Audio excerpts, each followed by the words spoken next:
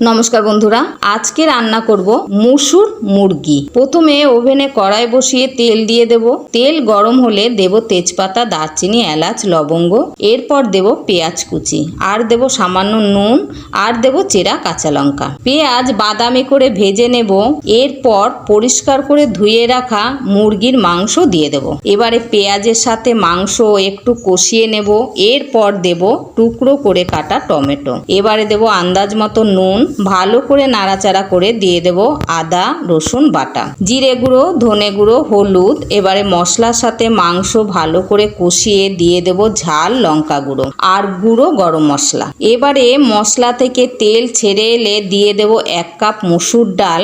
আমি এই ডাল আগে ধুয়ে জল ঝরিয়ে রেখেছিলাম। এরপর ডাল আর মাংস মাঝারি থেকে একটু কম আঁচে ভালো করে কষিয়ে নেব।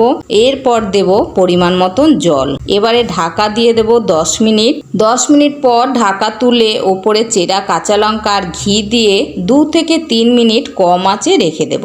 এরপর ওপরে বেরেস্তা দিয়ে নামিয়ে নেব।